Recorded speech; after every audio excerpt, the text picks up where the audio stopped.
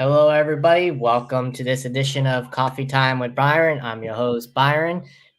Thank you again to Podcast One, who promotes this podcast and helps me with it. Also to betonline.net. Get your sports out.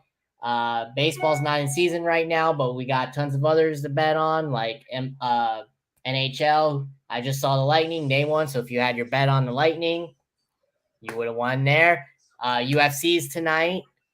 I mean, you got AEW. They're on the betting scene. I know that for a fact. Anywhere you want to go, use the podcast one promotion to get your 50% off. BetOnline.net. There you go, and you'll get your betting odds in, and hopefully you win. Good luck to you all out there. But alongside me is Philadelphia Phillies current broadcaster Tom McCarthy. Thank you on joining me. How are you tonight? I'm doing great, B. Man, thanks for having me on. It's been a good day. Army-Navy football, watching Indiana and Arizona right now, playing some basketball. It's all good. Yeah, so let's get right to it. Yeah, I want to start off since obviously you are a current broadcaster for the Phillies. You're with John Kruk and Nat and them over there. Wow, what a thrilling season, huh? Last year for you guys. Yeah, it was great. It was great. I mean, it was take us through that year. Yeah, we had not been in the postseason for 11 years, so for us, you kind of forget how great the postseason is. But when you get back there, you really know how important it is to get there for your fans. I mean, they had been longing for it for a really long period of time, and it was, the crowds were awesome. The pizzazz of the whole thing was just great. I mean, it's a great clubhouse, so even that, like feeding off the clubhouse, was really good too. Now, did you know this? I didn't know this stat until I heard it during the World Series.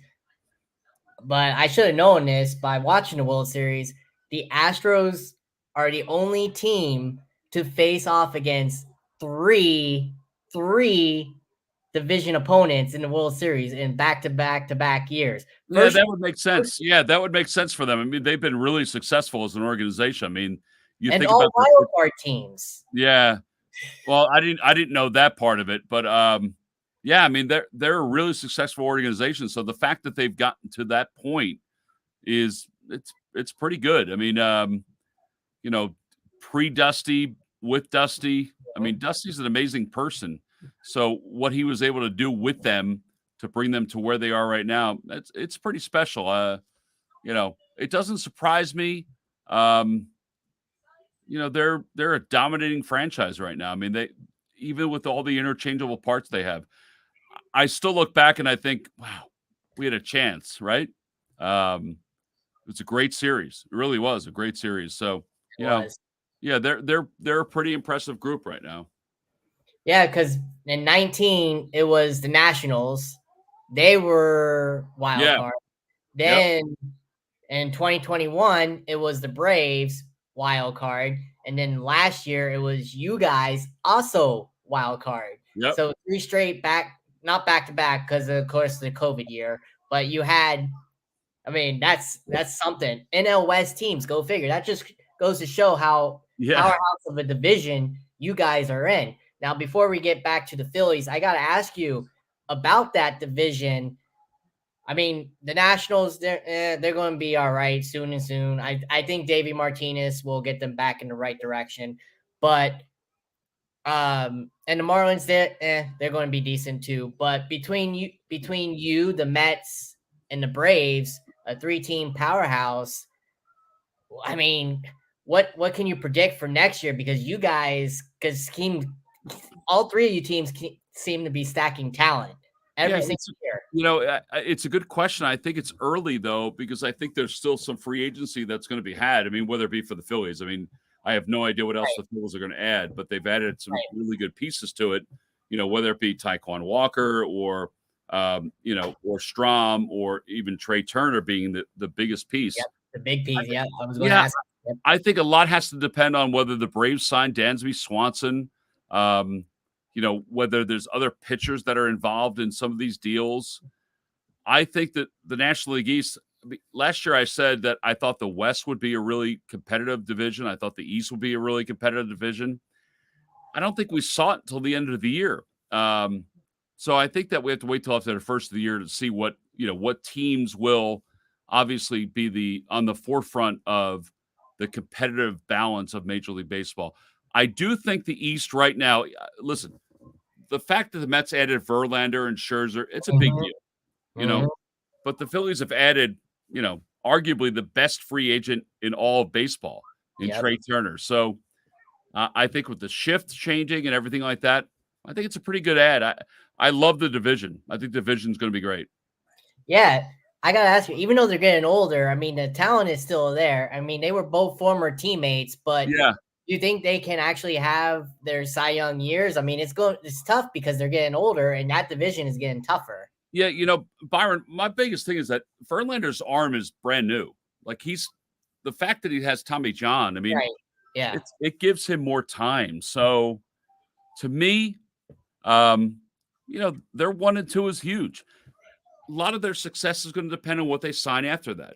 Right. Same thing with the Braves. It's going to depend on who they move to shortstop, whether it be Grissom or somebody else.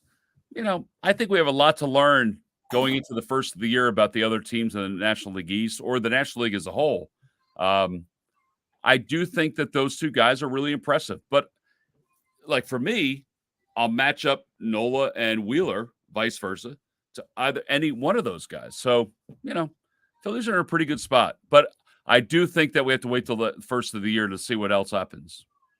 Also, what is it with you guys in going in division for these free agents? First was Harper, now it's Turner, all from the Nationals. Wheeler from the Mets. Yeah, I mean that's crazy, isn't it? You go. Well, listen, you kind of know what everybody else has, but I do think that Turner bouncing from the Dodgers from the Nationals, he's the best shortstop that was out there. Oh, by far, without doubt. And I think you look at it offensively, but also look at the defensive metrics of it too.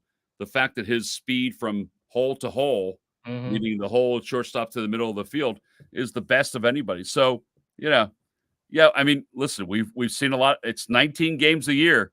We're going to be wary of what's going on from 19 games a year. So, yeah. Is it true though? I don't know if this is true. I've heard. I think I heard this last year too. A part of the agreement was there.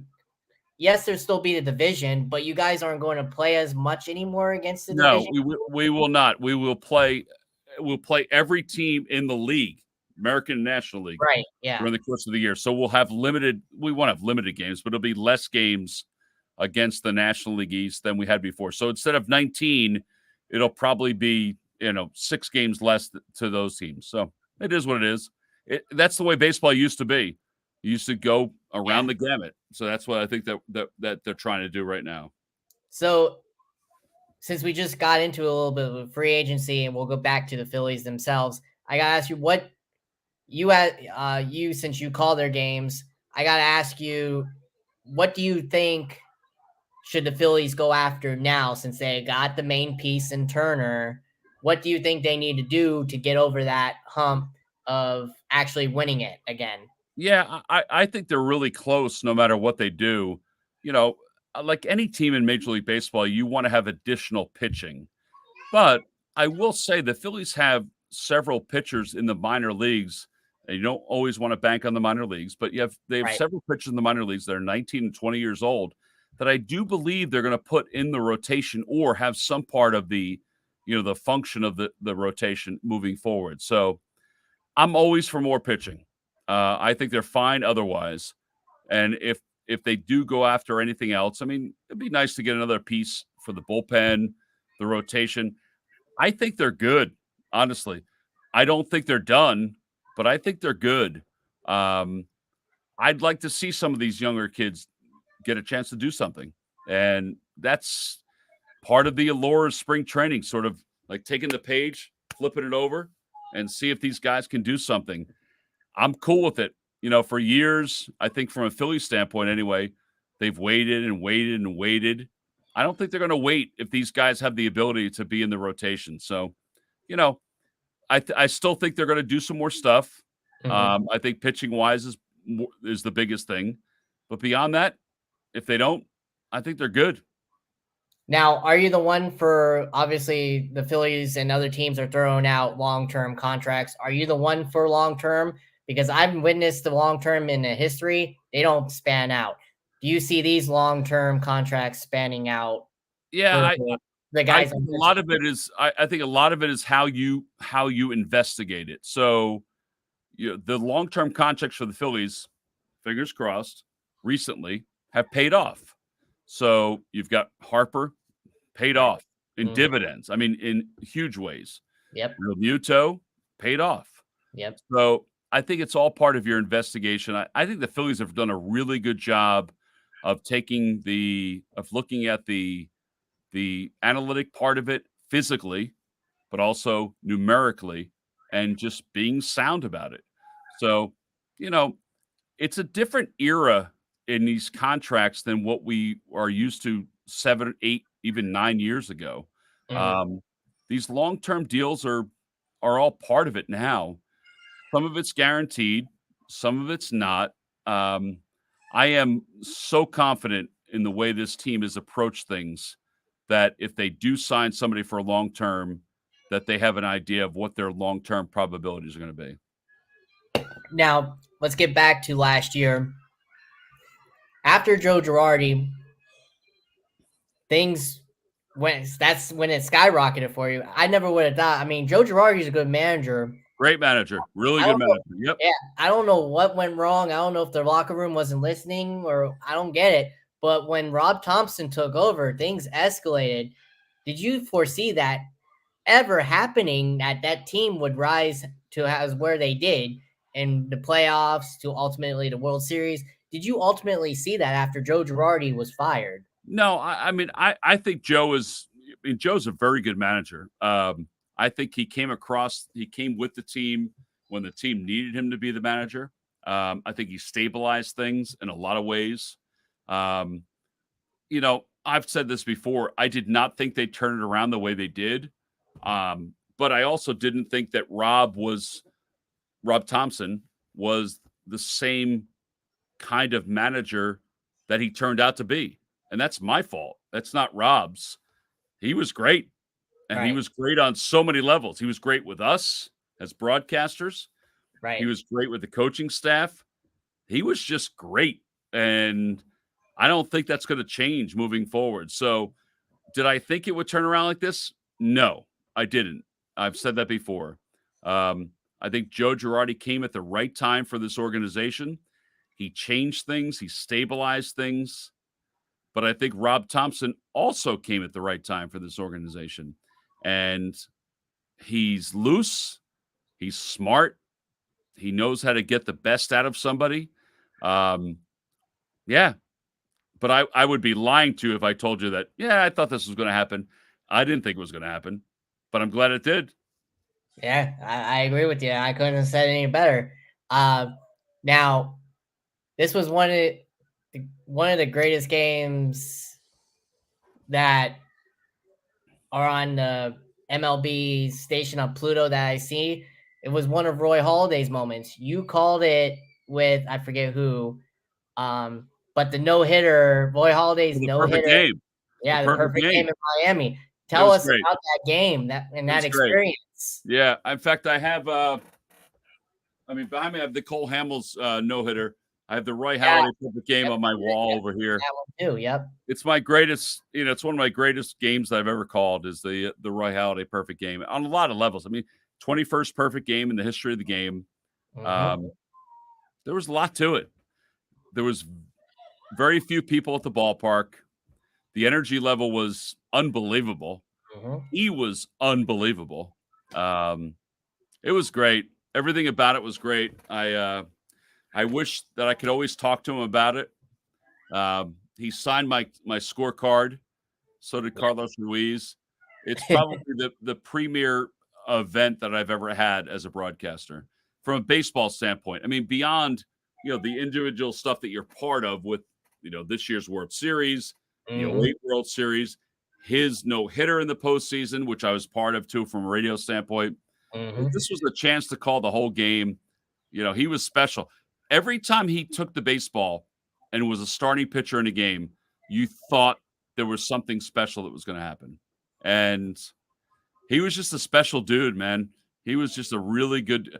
I mean, his intensity level on so many levels was pretty incredible. It's hard to match it with anybody else. Yeah, God bless his soul, and unfortunately, what happened to him. But yeah, he was one hell of a ball player. I saw him first when he came over here with the Blue Jays. Since I'm close to Dunedin, that's when I first noticed him. Yeah, And I saw him pitch. I knew he would be something special. yeah, he was different on every level. His preparation is the kind of preparation that you would look at for life. I mean, it doesn't matter what you do. You'd be a broadcaster, a baseball player, whatever it is. He just prepared. Yeah, he was a pretty special guy. And every time he got out there, I mean, there are times where I felt that way, whether it be with Schilling at the end or Cliff Lee or, obviously him. It was pretty cool. It was a pretty cool opportunity to be part of what he's been able to do. Now, I want to go back to the 08 World Series. I know you went back to back there and you won it in 09 finally against you lost it in 09 to the dreaded Yankees, of course. Yep. In 08, a lot of I've forgotten. I even though I haven't forgotten about it, I'm not upset about it no more. But a lot of Rays fans to this day are still upset about it. Do you agree with what? Do you agree that you guys actually won that World Series, or the umpires helped you guys out on that? hence the rain field. You get what I'm talking about. Yeah, I don't think there was anything to that. I think we would have won it no matter what.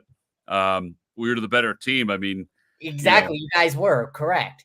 Yeah, I mean, unfortunately for them, Pena didn't hit, Longoria didn't hit. Should they have stopped the game before they did? I don't know. They stopped it late, and then they moved on. So, this year with the Padres, they probably could have stopped it also. Exactly. Yeah, no. The Phillies were the better team. Anybody that thinks that it would be otherwise is just looking at it with sort of faded lenses at this point. So, it was a great series. I mean, obviously it didn't last as long as the Rays wanted it to, but there were some really good moments in that series. So I believe me, I'm not saying that I'm objective in any sense, but I have never heard anybody say, no, Phillies shouldn't have won that series. They were the better team for that series. Without doubt, they were.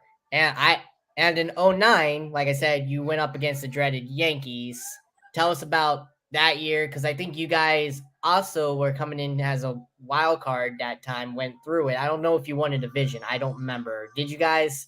Yeah, we won the division. We were a really good team. Our pitching was depleted at the end. That was a good series too. I think that there were several moments in that series that probably lent itself to the Yankees winning. They just played really good baseball. Johnny Damon going from first to third in the one game kind of led to the success of the Yankees. Hideki Matsui playing as well as he did. It was a good series. I mean, it was two really good teams, and the Yankees deserved to win it. They had obviously AJ Burnett didn't pitch well originally, and then pitched well. Yeah. They had a little more balance to themselves at the end. It was a good series, man. It was fun. It was weird at the end because you're sitting there and Shane grounds out to second. You're like, okay, it's over. So what do we do? Let's go home. But yeah, it was a good series.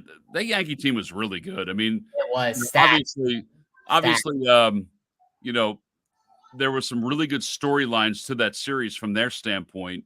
AJ Burnett being one of the bigger ones, Hideki Matsui being a huge one. So yeah, it was good. It's just baseball, man. Your former player that was, I think, who was on you guys the previous year in the World Series against the Rays, Raul Ibanez. Well, so Raul was with us that year. And he was not with us in 08. He was with us in 09. Oh, okay. And eventually became a huge part of our organization. I mean, he was huge on so many levels. So yes, he was. yeah, it was a great series, man. It was a great baseball series. There was so much to it. I still have lasting memories to it. It stinks when you get that far, but you know what? They got that far. I mean, it's hard. I will say that anybody that's a baseball fan, I think, realizes this now. It's hard to get to the World Series on so many levels. So many, yes. And, nobody expected the Phillies to get there this year, but we're really appreciative that they did. It's one of those things. I mean, I don't think there's anything to sneeze about anytime you get the pennant. It stinks when you don't win the whole thing, and I think the Phillies will win the whole thing next year or have an opportunity to do so. But man, it's that 09 to get the back-to-back World Series, whether it be winning back-to-back World Series, it's hard. So the fact they were able to get the back-to-back ones, it was fun. It really was. I mean, it's a great group of guys too.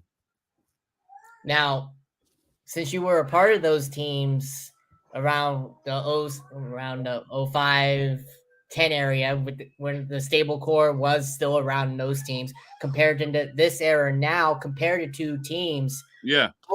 Which one do you think, are they the same or is there one that outdoes the other? Because you have all that, yeah, they're not the same because the core that we had back then, right? They're all good. Right. The core was more Phillies core. So you had Rollins, Utley, Howard, Ruiz, Hamels, and Victorino. Well, he wasn't a Philly guy. He was drafted by somebody else, and the Phillies got him in the Rule 5 draft. So you can basically say that he was a Philly guy because he assumed the role of it. Right. So that's where the difference is. Now you have the extra guys in a really good way, Vierling, Stott, people like that are a huge part of this team.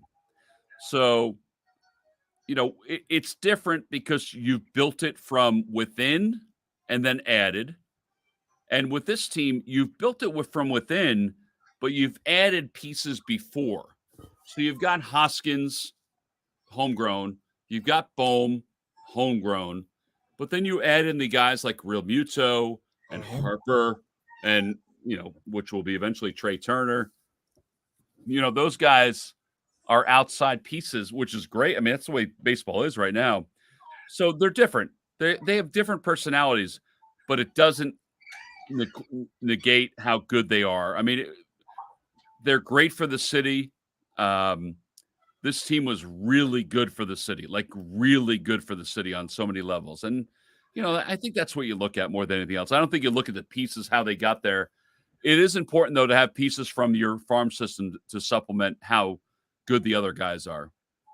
Now, in those rebuilding years after the Rollins, the Utley, and all them left and to other teams and retired, and you went through a rebuilding process, how disappointing was it for you as a broadcaster and for the fans to go through that, or did they understand it was a growing process? Well, I think let's look at it from the fans first, because from a broadcaster standpoint, I have games to do, and I look at the storylines as being different storylines every single time, good, better, and different. And that's my job.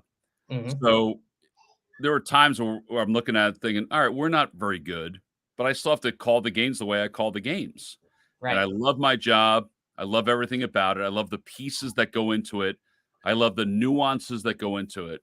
So that's separate from the fans. Now, the fans, they're obviously upset about the fact that we're really good, and then we think we're really good, and then we're not. So that takes some time. I appreciate the fact that they have all stayed with us on so many levels. So that's part of it. There's always a regrouping stance that you have to take from a baseball standpoint. For me as a broadcaster, I love it no matter where I am. It stinks when we're not good, but I still have a story to tell no matter what it is. So I separate me from all of that, except for the angst to go along with them. The fans have been unbelievably patient for these last 11. We've had some good teams. I mean, we have. We've had some really good teams. We've been in the race till August. We've been in a race till September. Just haven't gotten there. And we wouldn't have gotten there this year if it weren't for the extended wild card. But that's why Major League Baseball put that in. So, I don't know. I look at it way differently than the fans do. I don't underscore how they feel because I know it. But I try to tell a different story every single day. And for a lot of them, and I get this, their story's the same every single day. So it was hard for, the 11 years we weren't in the postseason. This was a really good year, though, to pay it back on so many levels. That's the one thing I can say about your fan base. They're loyal as can be. They're loyal. Yeah, they're loyal on so many levels. They're loyal. They were selling out. They were still selling out. They're loyal, good and bad. I mean, if they weren't vociferous, if they were bad, that's where you have a problem. But they're loyal. Doesn't matter what it is, if good or bad, they're loyal. It's a great fan base, and obviously, when we win, it's the best fan base you can ever have. I mean, it's just the ballpark was so good. It was so good in the postseason on so many levels. Now, off-topic question here before we get back into it. I think this is a funny question. Who would you say? It is a debate here because I'm obviously a Rays fan, but I'm more a Padre fan. Who do you think is the better mascot by far? And you can be biased if you want. It's the Fanatic. It's not even close. The Philly Fanatic or Raymond? You've seen Raymond, no? You've seen Raymond. It's not even close. I think you're going to say the Chicken if you're from San Diego. It's not even close. I mean, the Fanatic, it's not even close. Not even close. Not even close. No, it's not even a conversation. Honestly, I mean, it's not even close. If you want to add the Chicken into the conversation, maybe, but it's not even close. Okay, there you go. I can agree with maybe, but yeah. So now during your Phillies career, obviously, like you said, you've called the World Series games for the radio and all that. You've even called the no-hitters and the perfect games. Other than that, can you tell me any other Phillies games that you broadcasted that you remember that stand out to you the most? Well, I remember the first game I called a home run was Scott Rowland home run down a left field line. Harry Callis looked at me and said, that was really good. That was one. The Kevin Millwood no-hitter, I was only part of it. I didn't call the main part of the game. That was really good. There's countless games. One of my favorite games I called, I mean, just from a call standpoint, is, Cameron Rupp's catching, and he got plowed over at the plate, and it was just a bang, bang play, and I thought it was awesome. And he hung on to the ball. I mean, to me, that was really sweet. Obviously the Cole Hamels no-hitter was big. There's because it was his last game in the Phillies uniform. Yeah. There's so many of them. I go back. I was actually looking the other day at a minor league game I did in 1994 that I'm thinking, Tony Clark, who's now the president of the Players Association, hit a grand slam into the Delaware River. And I was trying to voice that back over again. I'm like, man, that was amazing. So, there's so many of them. I don't want to say they all run together because I'm so appreciative of every single one I have. Right. So, but those are some of the ones that stand out.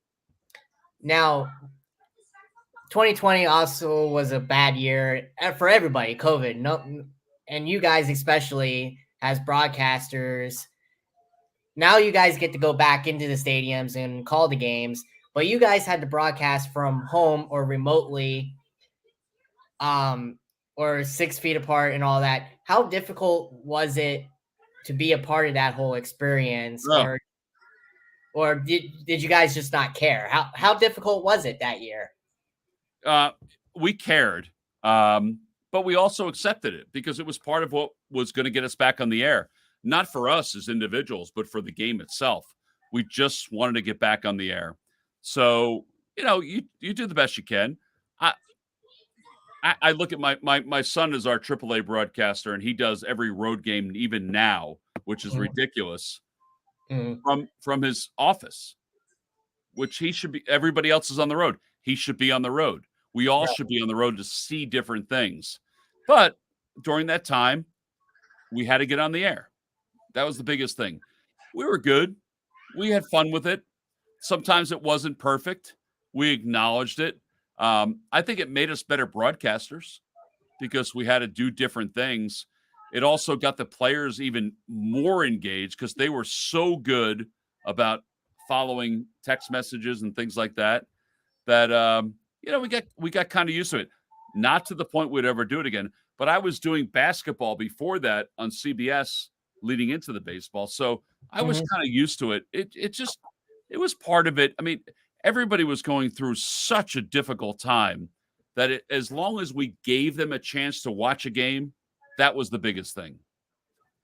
I agree with that. I mean, sure, it took a while. I mean, because you guys were the players and the owners could not decide how many games to play, but Yeah, yeah, that was a difficult time. But hey, at least you guys had a season, at least, even that's though exactly right. so I'll take that. Even the Rays made the World Series, and they should have won it. But that's another story for another day.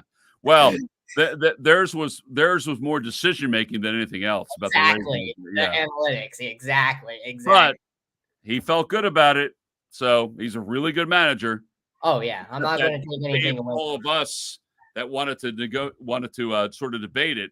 We're like, why did he do that? You know, Yeah, I know. so Exactly. I'm sure he Exactly. thinks about that from time to time. So before we get back to your career leading up to the Phillies and what you've done after during the Phillies tenure, I got to ask you a couple. Obviously, since you're still in it, and I know you follow the game like I do. Obviously, since you're still the broadcaster, my Padres. I think they had a successful year. They keep adding. They just signed Xander Bogaerts. They missed out on a Judge.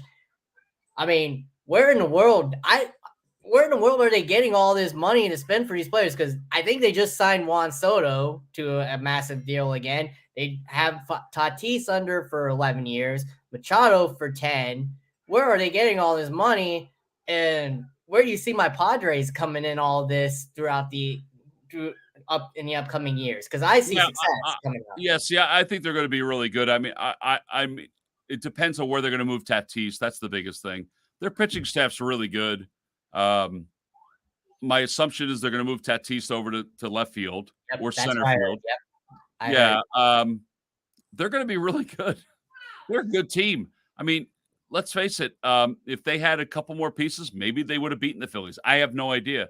If they had done a better job of judging who was going to be in the out on the mound when the home run happened by Harper, they could have been in the World Series. So Mhm.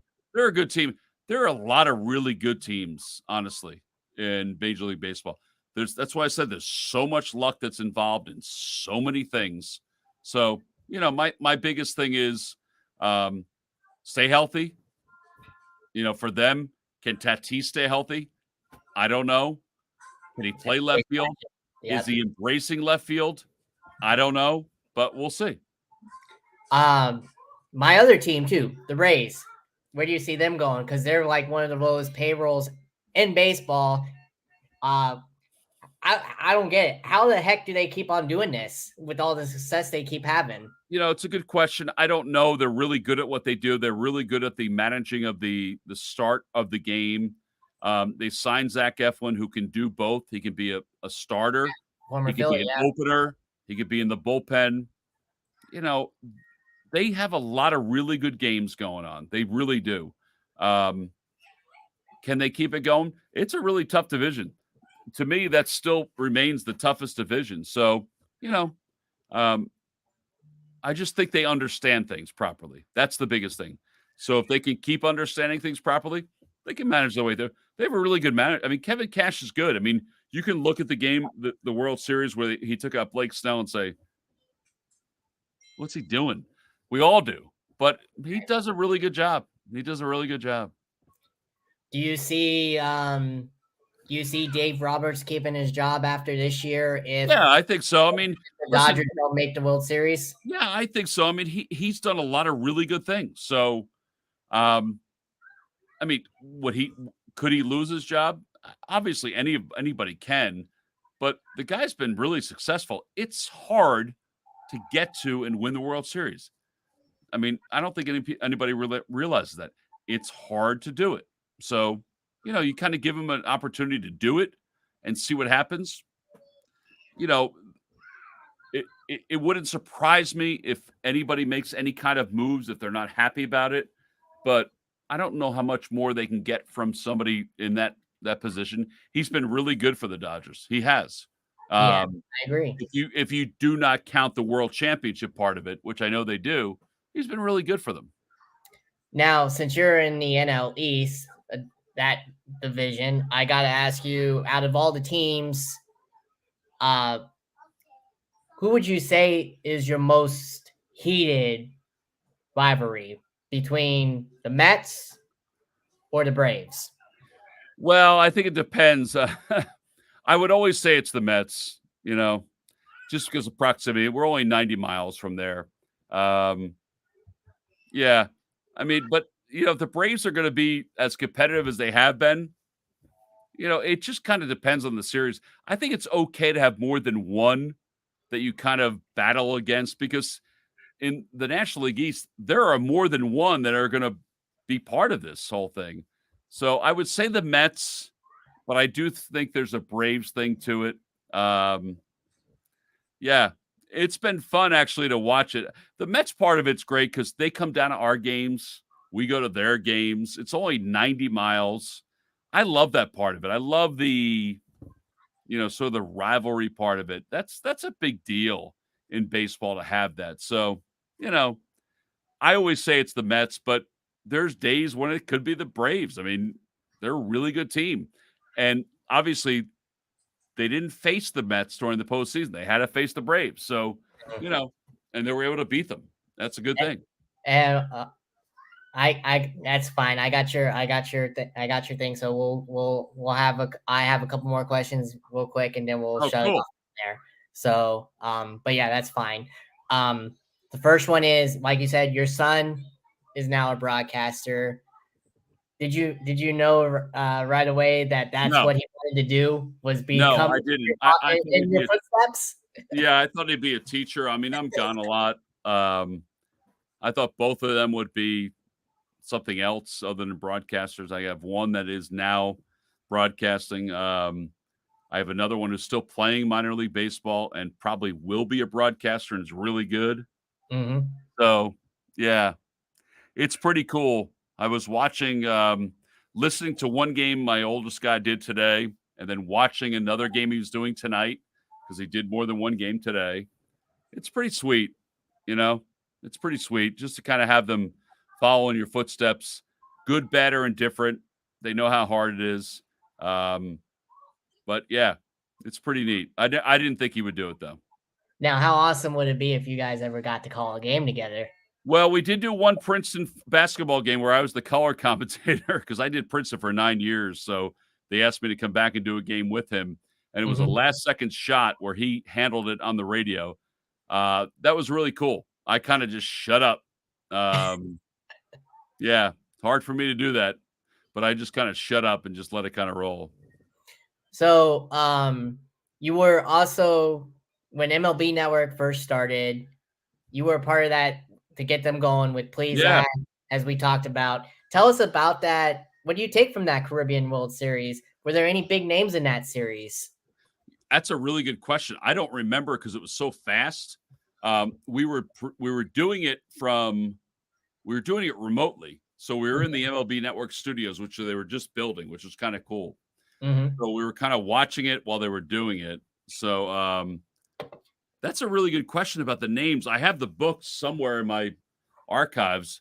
I don't know if there were any names that did it. It was me, Dan Plesac. There were a couple other guys. Cookie Rojas did it. Jose Mota.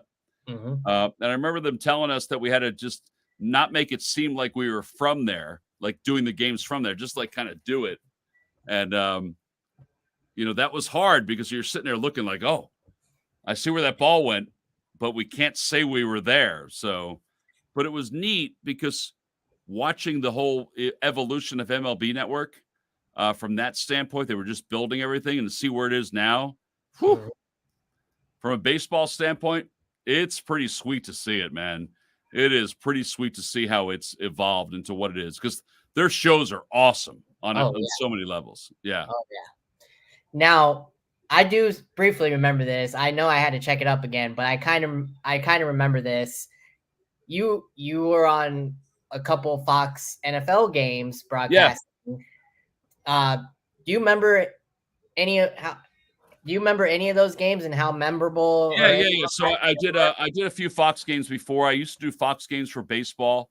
Now I work for CBS. But I had been working for CBS before that, doing college football and college basketball, but I had not evolved into doing the NFL. So Fox had asked me to do some baseball games, and then asked me to do a college football game, and then asked me to do some NFL games. I did a Lions-Browns game. That was my first NFL game on TV. I had done a ton of games on Westwood. God bless you. Two horrible teams. No, it was a good game. It was, Johnny Manziel was playing. It was great. It was great. But to me, that was the first time I was like, whoa, NFL, man. It's fast. It's fast. And the crew was great. It kind of planted the seed for me. Like, I was like, all right, I could do this. And I was older. I was in my 40s at the time. So, it kind of led to the CBS stuff. And working for CBS has been great. I mean, they've been so good on so many levels. Would you ever do an NFL game again? Well, I do them now. I do 5 or 6 a year on TV, and I do 4 or 5 on radio. So I have one more on week 18 for TV. I don't know where it's at yet. And then I have a couple playoff games for Westwood One. So, I love doing, the NFL.